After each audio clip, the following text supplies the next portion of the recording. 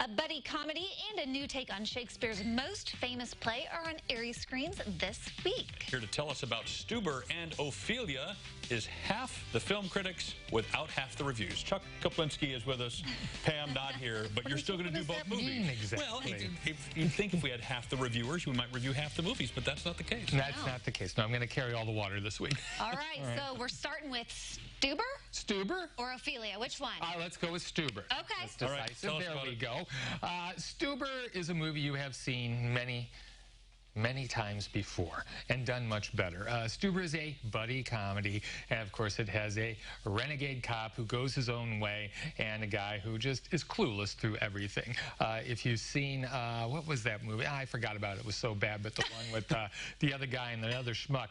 You've seen this movie. I have seen that one, yeah. Yeah. Kamal Nanjiani from The Big Sick is the Uber driver named Stu, and there he picks up the ride from hell, Dave Bautista, Vic. He is a cop who's working a case on his own, trying to bring down the killers of his partner, which we see in the prologue. But he has had some eye surgery. He has drops in his eyes, so he can't really see. So this Uber driver is his eyes in order to get him around L.A. to track down these clues and track down this killer. I'm glad you're laughing, because I think I laughed twice.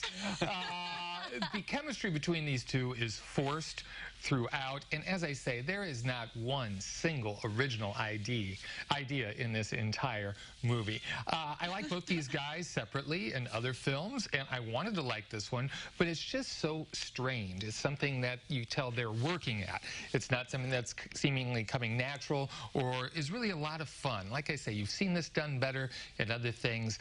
Rent Lethal Weapon, do something like that, and you'll see this done much better. I was surprised you didn't make the Stuber stupid sort of analogy, but I'm waiting for my print review for that. Oh, okay, yeah, that'd be perfect. Now, Ophelia is very, very different in terms of theme. Is it any better? I guess it's much better. And Ophelia is not going to be on area theaters this week, but it is on demand. You can get that through your cable service, and I'm hoping it'll come to the art theater. One of the best things I've seen this year.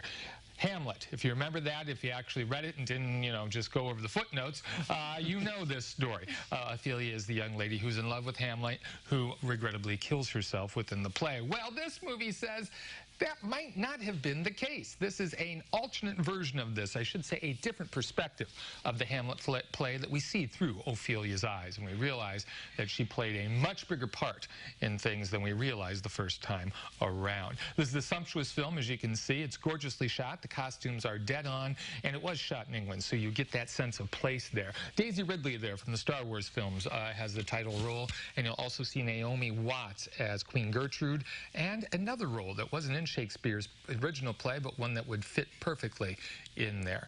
This brings new life to this story, and it will make you want to go back and watch another film version of Hamlet or read Hamlet, because, as I say, this new perspective helps fill in some gaps. Shakespearean scholars, I'm sure, will hate this and say, how dare you muddle with this play?